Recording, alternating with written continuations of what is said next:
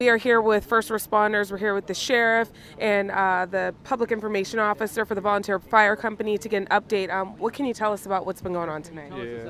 Yeah, at about 9:15 this evening, strong storms came through the region, specifically the southern end of Carroll County, Mount Airy area, just a little bit north of I-70. Strong storms, a lot of rain, real strong wind that came through. We're actively working 3 specific incidents, but there's also a lot of trees down power lines, a lot of somewhat chaos around the area. But the scene behind me is the Twin Arch Shopping Center, TJ Maxx. The strong winds came through, took a portion of the roof off of TJ Maxx and a couple of the other stores are in this particular shopping center. In TJ Maxx were several customers. No one was injured significantly, which is very fortunate. We also had a traffic crash not far from this location. Fortunately, no one was injured there. And the fire department and law enforcement is currently at a mobile home trailer park in the farther south here off of Route 144 with a couple of trailers that have been damaged from the strong wind. We got trees down in roadways on Watersville Road, Twin Arch Road. And listen, we're asking if you're watching and you can see out your window and make contact with a neighbor to make sure everything's okay. We're in the process of going through several neighborhoods in the area, knocking on doors to make sure that trees did not come down on homes, but we're asking if you can check on neighbors to make sure that they're okay.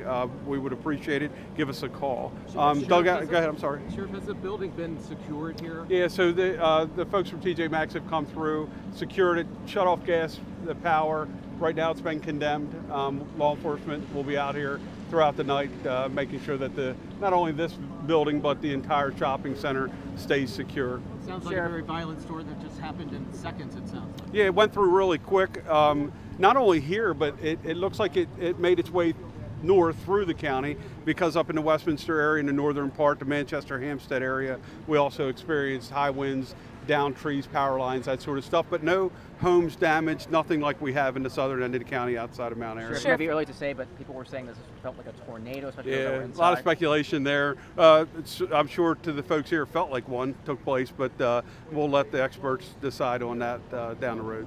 You're kind of fortunate where you are in this area because you were able to get mutual aid pretty quickly. Can you talk about the jurisdictions that came in to help out once the storm hit? Yeah, Mr. Alexander will say, just as I will, that we're in an area where there's 4 counties, 4 different jurisdictions. Specifically with the fire departments, they get mutual aid from Montgomery, Howard, Frederick, and Carroll.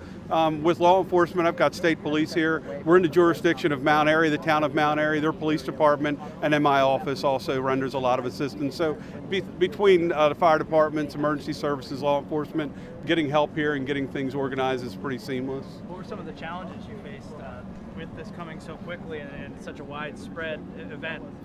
We had quite a few calls at one time. Of course, the TJ Maxx call was first and probably the most significant because we had a potential life hazard. We also had the situation at a local mobile home park where we had 3 trailers heavily damaged by trees falling upon them.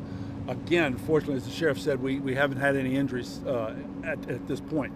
We also had several calls for wires down, vehicle collisions, things of this nature, people who had trees falling in or around their houses, things like that. Some of them we haven't been able to get to simply because the roads are blocked with just many trees and many power lines, and utility poles are down. Lastly, are there any shelters, any resources available for people without power or damage to their homes?